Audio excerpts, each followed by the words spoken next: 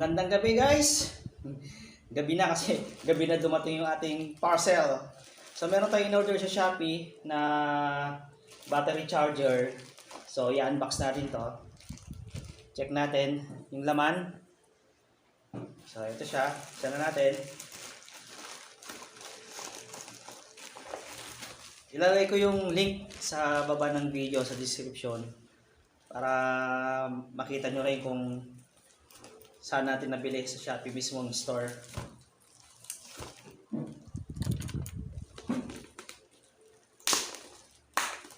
Ito ay 12 volts battery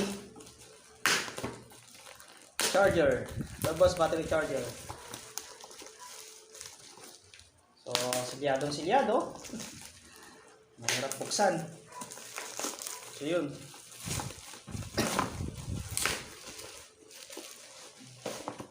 Oh, no. Mukhang hindi maganda yung handling. Nayupi ang kanyang box. Sana hindi na damage yung kanyang laman. Yun.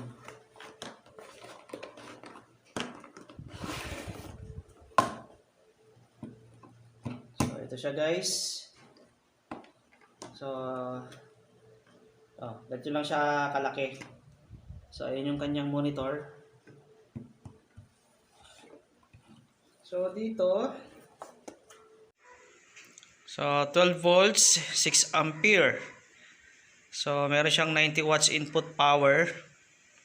DC is 13.8 volts to 15 volts. Output current DC is 12 volts, 16 ampere. So, ito. Car battery charger. Ito yung kanyang model and specs. So, ayan, reverse protection, multiple protection, fast charging, good heat dissipation, automatic voltage recognition, and flame retardant shell. So, mukhang maganda yung sinasabi niya dito. So, i-check natin. So, ito na ang ating 12 volts battery ng ating Opel Astra. So, hindi natin na-start yung ating Opel Astra ng 3 weeks. So, i-check natin kung ano ang maging voltage reading nitong ating charger para dito. So, ito yung kanyang clamp. Yung positive, lagay natin sa positive. So, ayun. Tapos yung negative, ilagay natin sa kanyang negative. Ayun. Then makikita natin sa ating charger. So, hindi pa nakasaksak yung ating charger. Ito pa lang siya. So, na-read niya. So, yung kanyang volt. So, ano yun? 31 degrees Celsius yung kanyang temperature. Then, 12 volts yung kanyang reading. Pero, titignan niya yung kanyang battery indicator. 2 bar. So, ibig sabihin, sa 3 weeks natin na hindi nagamit tong baterya, nalobat na siya. So, kaya ako bumili talaga ng charger kasi tuwing magpapa-start ako ng Opel Astra, syempre hindi natin agad na i-start yan, matagal. Mga 3 crank, 4 na crank, nalulobat na yung ating baterya. Kaya nagpapa-charge ako sa labas pa sa mga battery shop. Kaya need ko talagang bumili ng battery charger. So ito, meron siyang mode selection. Ito So, kasi itong charger nito is 12 volts. So, ano yung magiging mode selection nito? Try natin. Pindutin. Ayun. Meron ditong mode. So, umilaw. Ayun. Umilaw din yung kanyang repair mode. Ayun. Pang motor. Battery ng motor. Tapos ito pang 12 volts battery ng kotse. Meron namang repair mode. So yun yung kanyang features. So dito lang tayo sa try natin yung yung repair mode. So i-charge natin, saksak natin yung ating charger sa extension. Wala ko extension. So ito na yung ating extension wire. Sasaksak na natin yung ating charger. So, ayun. So, naka-pulse siya. Kumbaga, inalat sa mode na pulse. So, nagre-repair. Malalaman natin kailan ihinto yan. Tapos, meron pa lang siyang fan, no? Yan, meron siyang cooling. So, nung sinaksak natin, nag-on yung kanyang fan. So, wait lang natin kailan hihinto yung kanyang repair. So, ito guys, yung kanyang repair mode, nakalagay dito, it is recommended to repair the motorcycle battery for about 5 hours. The car battery is recommended to repair for about 8 hours. And the maximum repair time is 24 hours. So, itong baterya natin hindi naman ito sira. So, sinubukan lang natin na maano yung kanyang function na repair. So, ibabalik na natin to sa charging mode. So, ang gagawin lang natin, pipindutin natin yung mode selection into, ayun, charging. So, ayun, nagcha-charge na siya. 32 degrees, 13.7 volts. So, antayin lang natin na ma-full charge yung kanyang battery. Kasi kanina, nasa 2 bar lang yan. So, itong lumalabas dito ay hanggang 5 bar. Hanggang 6 bar. So, tingnan natin gaano katagal. So, ang oras ngayon ay, hindi ko makita yung oras. So, check natin gaano katagal. Check natin yung oras. Dito natin malalaman kung fast charging nga itong charger na ito. Time check, 8:56 PM. So, 1 bar na lang yung hinahabol natin. So, yung lumalabas ngayon dito ay 32 degrees yung kanyang temperature, 14.5 volts yung kanyang charging. So, malalaman natin mamaya kung ilang volts yan talaga pag tinanggal na natin sa saksakan. After niya, ma-full charge. So, mabilis lang kasi kanina 2 bar lang eh. Ngayon, 1 bar na lang yung inaantay natin. So, antay pa tayo. So, ayun. Full charge na siya. Full bar na. So, natapos tayo is 10:37. So, fast charging nga. Mula 2 bar hanggang sa full bars. So, okay. So, masyadong gabi na ngayon. Hindi natin may start yung ating Opel Astra. Siguro next day na lang. Tapos, itong charger nito, subukan din natin sa ating battery sa ating motor sa Gixxer. Kasi nagkakaproblema na rin yung battery natin doon na lolobat. Try natin kung kaya rin niyang i-repair. May videohan ko kung ano yung problema ng ating battery. Pag ini-start kasi natin yung Gixxer natin, pag sumablay tayo ng mga dalawang crank start, nalolobat na yung battery, pumapalo siya ng 10 volts. So, videohan ko yan para makita natin. Then, try natin i-charge. Gamitin natin yung kanyang pulse repair. Kung magagawa niya bang i-repair yon. Okay?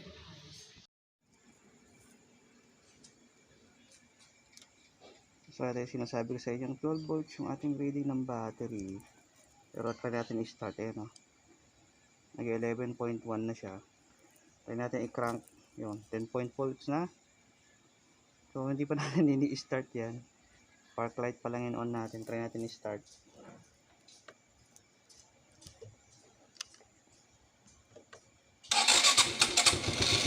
Ayan. So, na-start pa rin naman niya pero hirap na.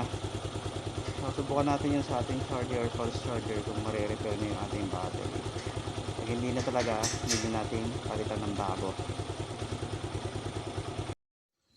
So, ito yung ating battery bago mag-start after ng magdamag. So, ayan 11 volts. O 10.9 volts na lang. So nalulobat yung ating battery. Ito yung isang sign na pasiraan na yung ating baterya. Pero try natin na gamitin yung ating pulse charger, repair charger kung magbabago ang baterya na to.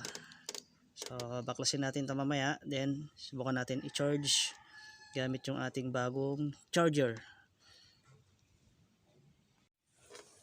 Pero sa ganitong volts, 10 volts, kaya pa rin yung start yung yung ating jigsaw natin.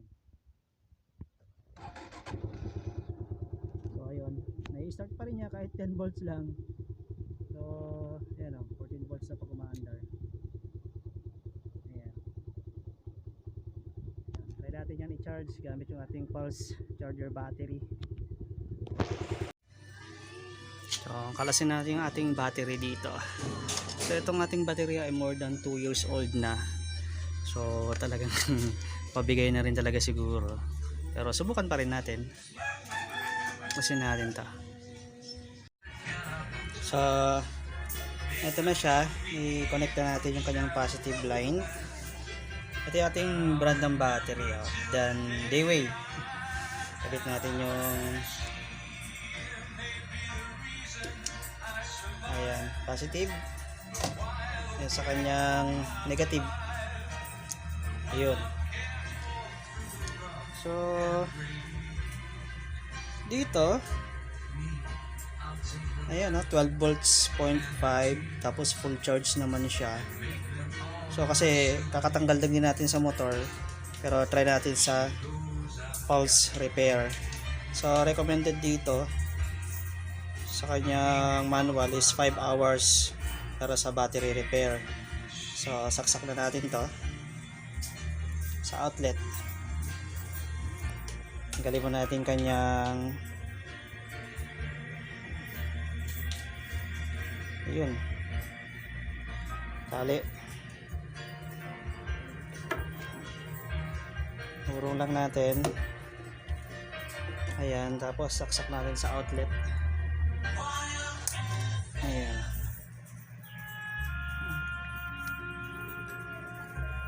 Lagay full, no? Tapos lagay natin sa pulse repair. So ayan. Kasi kahit naka full battery to, dahil pinakita kong video kanina sa motor natin na nagiging na lang siya 10 volts, 11 volts. Minsan hirap din siya mag-start. Pero 12 volts siya. Ayan, try natin. 5 hours. Atay tayo ng oras. Ang oras ngayon ay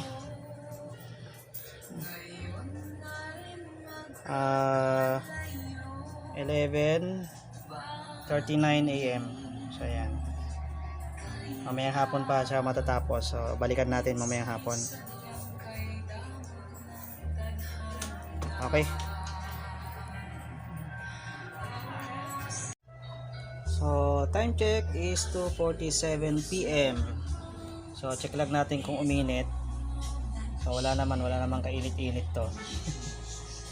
So malalaman natin mamaya. So nilagay natin to kaninang 11 AM. Tanggalin natin siya ng 4 PM. Kasi recommended is 5 hours para sa pulse para sa fully intelligent pulse repair charger. So mamayang 4 PM saka natin tanggalin. Okay. Time check 4 PM na. So nasa 5 hours na tayong nagpa-pulse repair. So hindi pa natin tinanggal yung saksakan ng charger. Select natin yung mode, check natin sa my charging nya. So ayan na siya, full. So full charge na. Tanggalin natin yung saksakan. So ayun. Tanggalin na natin yung kanyang clamp, ikabit na natin sa ating motor. Okay.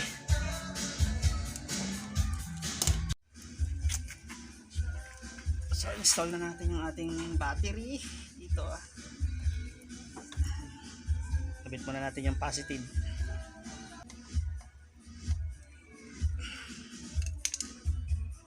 Yan. Then yung ating negative.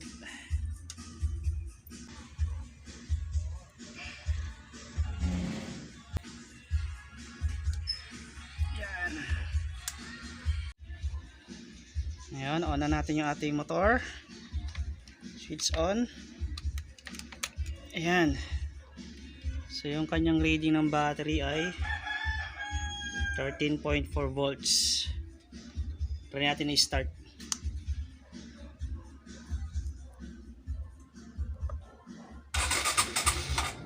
Oops. Isa pa. So ayun.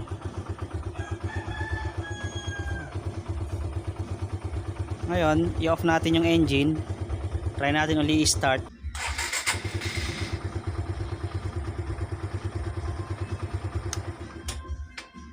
So ayun. 12.7 volts pa rin siya. So 11.5. Try natin ulit.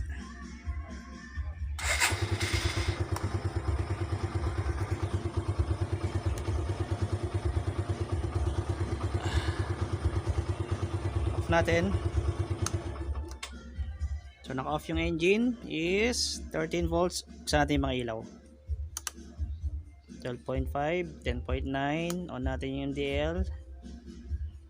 So 10.2 na lang. Off natin ilaw.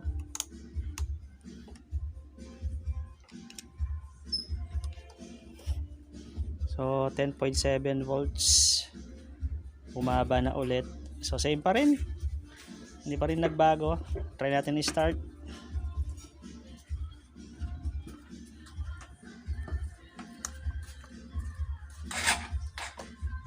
Hindi niya na kaya. So walang nagbago sa battery natin. Yung condition ng battery ganun pa din. Pero kaya pa rin naman yung i-start yung ating engine sa ganung volts, 11 volts, 10 volts. So ibig sabihin hindi talaga yun na-repair yung baterya. So yung baterya natin talagang palitin na. So meron siyang pulse repair, pero hindi talaga din naaasahan na kaya niyang i-repair yung baterya. Pero sa charging talagang okay naman sa pag-charge. So wag na natin asahan na mare-repair yung baterya pag nasira. Charge na lang talaga tayo. So ayan, 13 volts kasi umi-start ulit. Pero pagka sinubukan natin mag-crank, ayun, nahihirapan siya. Okay.